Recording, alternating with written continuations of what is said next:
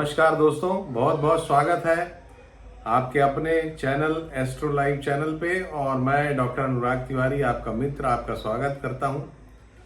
आज का हमारा वीडियो कनाडा पे फोकस रहेगा और कनाडा में जो परिस्थितियां चल रही हैं, भारत के साथ जो कनाडा के संबंध चल रहे हैं, वो कब तक खराब रहेंगे या ये जो कन्फ्रंटेशन है इसमें कनाडा की स्थिति आगे कैसी होगी, भारत की स्थिति कैसी होगी, क्यों ऐसी परिस्थितियां बनी, इस पे आज हम चर्चा करेंगे। तो ये महत्वपूर्ण बात है। उसके पहले जो महिला विधेयक पास हुआ है उसके बारे में हमने पहले ही प्रेडिक्शन किया था और जून में हमारा जून का वीडियो है, नई संसद के जो प्रवेश हुआ था उस पे हमने पहले ही ये बता दिया था निश्चित है कि ये संसद जो है वो कि सातवें भाव महिलाओं के बारे में कुछ अच्छा लेके आएगी। ये सुनिए। देव है, लाभ स्थान में बैठे हुए हैं। कहीं ना कहीं सातवां भाव महिलाओं को रिप्रेजेंट करता है। शुक्र महिलाओं को रिप्रेजेंट करता है जो लग्न में बैठा है। तो इसका मतलब है कि इस संसद में महिलाओं का बहुत महत्व रहेगा।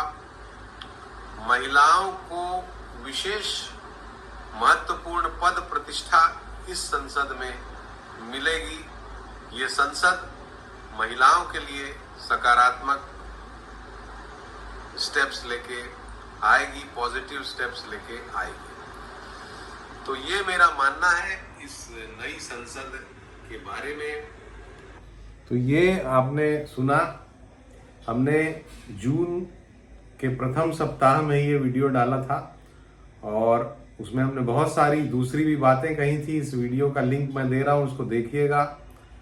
इसमें हमने वर्ष 2024 में जो चुनाव होने वाला है उसके रिजल्ट्स के बारे में भी बताया है और इंडिकेट किया है। और उसमें हमने बताया है कि गठजोड़ की सरकार अगली बार बनेगी और हमारा ये वीडियो आने के बाद ही फिर इंडिया नाम का जो संगठन बना उसके बाद ही बना है, जून के अंत में या शायद जुलाई में बना है। और विभिन्न दल बहुत तेजी से पास आए हैं। भाजपा ने भी दूसरे सहयोगी दलों से उसके बाद काफी संपर्क किया है। तो ये हमारा प्रेडिक्शन ऑन डॉट सही जाता प्रतीत हो रहा है जो हमने इस वीडियो में किया। इस वीडियो को जरूर देखिएगा और भी बहुत सारी काम की बातें आपको मिलेंगी। तो आज का जो हमारा एजेंडा है वो है कनाडा के बारे में। और कनाडा की कुंडली जब हम उसकी विवेचना करते हैं तो जुलाई के प्रारंभ में 1867 में कनाडा बना और उसकी कुंडली जो है वो कन्या लग्न और मिथुन राशि की कुंडली है। और अभी वर्तमान में उनकी शनि में मंगल की अंतर्दशा चल रही है और ये जुलाई से लगभग शुरू हुई है और जून जुलाई से, और ये 2025 तक चलेगी। तो मेरा ये मानना है दोस्तों कि संबंधों के मामले में कनाडा जो है वो 2025 तक संकटपूर्ण स्थिति में रहेगा, यानी कि उठापटक की परिस्थितियां 2025 तक चलती रहेंगी, प्रारंभिक 6 महीने तक। और भारत के साथ इस तरह का संबंध क्यों खराब हुआ कनाडा का, भारत की कुंडली में क्या चल रहा है, इसकी विवेचना अगर हम करें तो भारत की पत्रिका में अभी जो कि वृषभ लग्न की पत्रिका है और महादशा चंद्रमा में शुक्र की चल रही है। और चंद्रमा में शुक्र का ये जो समय है ये जून जुलाई से शुरू हुआ है वर्ष 2023 से। और चंद्रमा और शुक्र दोनों पंचधा मैत्री चक्र में एक दूसरे के परम शत्रु, बिटर एनिमीज हैं। और इस वजह से ये जो समय है भारत का ये कुछ खास अच्छा नहीं है मार्च 2025 तक का। और शुक्र भारत की कुंडली में लग्नेश है और भारत की कुंडली में चंद्रमा तृतीयेश है। इसके अलावा जब हम राशि कुंडली में जाते हैं तो चंद्रमा राशि के स्वामी है, यानी कर्क राशि है भारत की, और एकादश स्थान के स्वामी बन जाते हैं शुक्र। तो चंद्र में शुक्र का अंतर जो है वो कहीं ना कहीं मित्रों के साथ भारत का संबंध खराब करेगा, क्योंकि लग्न और एकादश का आपसी संबंध जो है मित्रतापूर्ण नहीं है। इस वजह से भारत को अभी और आगे भी 2025 के मार्च तक अपने मित्रों के विषय में, उनसे संबंध के विषय में जरूर ध्यान देने की जरूरत है। मित्रों से संबंध ना खराब हो, देशों से संबंध खराब ना हो, इस बात का भारत को ध्यान रखना होगा। और इसमें कनाडा का संबंध आगे, कनाडा का जो समय है वो आगे कैसा रहेगा, तो वर्तमान में कनाडा की पत्रिका में राहु और केतु का जो एक्सिस है वो उनके द्वितीय और अष्टम में चल रहा है, और द्वितीय में अभी केतु की स्थिति है। और आप देखिए कनाडा ने ही ऐसा स्टेटमेंट जारी कर दिया कि भारत ने वहां पर किसी उग्रवादी की हत्या कराई है, इस तरह की बात। यानी कि ये स्टेटमेंट जो था वही इसमें मुख्य भूमिका निभा रहा है संबंध को खराब करने में, क्योंकि दूसरा स्थान यानी वाणी स्थान में केतु है और अष्टम स्थान में राहु की स्थिति है। अब 30 अक्टूबर से ये राहु और केतु शिफ्ट करेंगे और केतु कनाडा की लग्न में आ जाएंगे और राहु सप्तम में आ जाएंगे।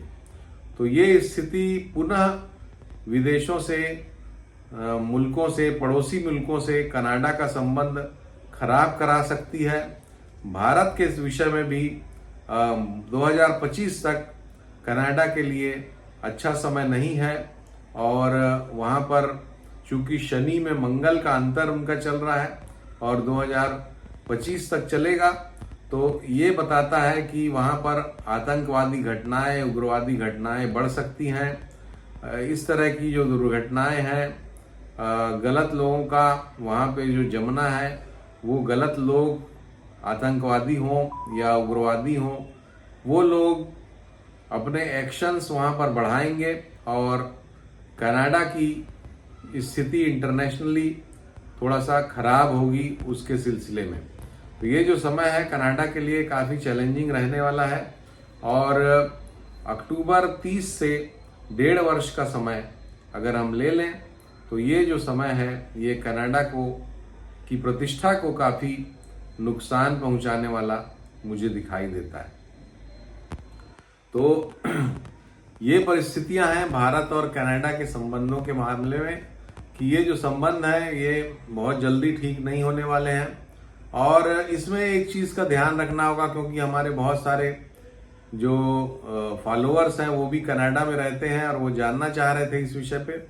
तो उनको मैं ज़रूर बताना चाहूँगा कि अभी का जो समय है, इस समय पर आप हड़बड़ी में कोई निर्णय न लें।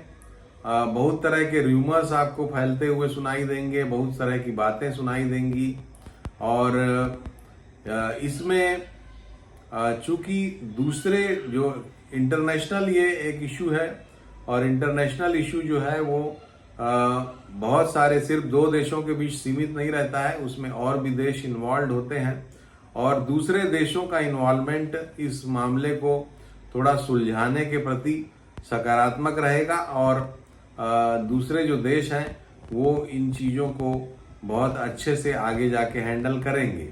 लेकिन अभी चूंकि कनाडा की दशा उचित नहीं चल रही है, इसलिए परिस्थितियां चीज़ों को तुरंत नॉर्मलाइज करने नहीं देंगी।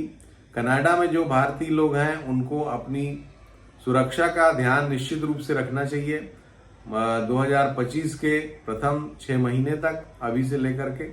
और ये जो समय है शनि में मंगल का समय, वो काफ़ी विस्फोटक समय होता है। शनि और मंगल का कॉम्बिनेशन विस्फोटक योग बनाता है। तो ये वहाँ पर जो रहने वाले लोग हैं कनाडा में, उनके लिए कहीं ना कहीं चिंता का विषय बन सकता है। उनको अपनी सुरक्षा का जरूर ध्यान रखना चाहिए, र्यूमर्स से बचना चाहिए। और ये बता रही हैं ग्रह स्थितियाँ कि आगे आने वाले समय में कनाडा में भी कुछ अनरेस्ट की स्थिति, जो वहाँ पर बाहर से आए हुए लोग हैं, विदेशी लोग जो हैं जो वहां पर रहते हैं और एक तरह से देश की, कनाडा की इकोनॉमी को चला रहे हैं। क्योंकि जो कुंडली है कन्या लग्न की कुंडली, उसमें दशम स्थान में सूर्य और चंद्रमा बैठे हुए हैं और सूर्य 12वें भाव के स्वामी है, दशम यानी कर्म स्थान को प्रभावित कर रहे हैं, और जो कि स्पष्ट रूप से बताता है कि विदेशी लोगों से ही उस देश को विशेष लाभ है। विदेशी लोगों की उपस्थिति वहां की जो कार्य क्षमता है उसको पूरी तरह से प्रभावित करती है। तो ये जो विदेश के रहने वाले लोग हैं, चाहे इंडियंस हो या और भी दूसरे विदेशी लोग हों, कुछ इस तरह की चीजें हो सकती हैं जिससे उनमें अनरेस्ट हो, और ये अनरेस्ट कनाडा को प्रभावित कर सकता है, ऐसा मुझे लगता है। तो दोस्तों, ये थी कनाडा की बात। और अब भारत की जो परिस्थितियां अभी चल रही हैं, भारत में जैसा कि मैंने बताया, चंद्रमा में शुक्र का अंतर, और चंद्रमा में शुक्र का अंतर मार्च 2025 तक है। ये समय भारत के लिए भी बड़ा ही चैलेंजिंग रहने वाला है। भारत के लिए अपने मित्रों को अपने साथ बनाए रखना अभी बहुत ज़रूरी है, क्योंकि आगे मंगल की दशा है और मंगल की दशा में निश्चित रूप से युद्ध की परिस्थितियों का निर्माण होना ही होना है, जैसा मैंने अपने पहले दूसरे वीडियोस में भी बताया है। तो आगे भारत को कई युद्ध लड़ने हैं 2025 के अंतिम भाग से, और इसलिए इंटरनेशनली भारत को अपनी छवि का ध्यान रखना चाहिए और लोगों से जो दोस्ती भारत की है विभिन्न देशों से, उसको मेंटेन करने का प्रयास करना चाहिए। हालांकि इस क्षेत्र में बहुत बड़े बड़े लोग इन्वॉल्व हैं, विदेश मंत्रालय इन्वॉल्व है, वो लोग निश्चित रूप से इसका ध्यान रख रहे होंगे, लेकिन एक ज्योतिष होने के नाते बताना मैं अपना फर्ज समझता हूँ कि ये जो समय है मार्च 2025 तक का, ये भारत का संबंध और भी कुछ देशों से खराब करा सकता है। तो ये थी बात, और मैं फिर से एक बार रिपीट कर देता हूँ कि ये जो भारत और कनाडा के संबंध हैं, इसमें 2025 के बाद ही कुछ बहुत सकारात्मक दिखाई देता है। ऐसा लगेगा कि संबंध सुधर रहे हैं, लेकिन अंदर ही अंदर जो है वो परिस्थितियां टेंस रहेंगी, और 2025 के मध्य भाग से ही परिस्थितियां सामान्य हो पाएंगी।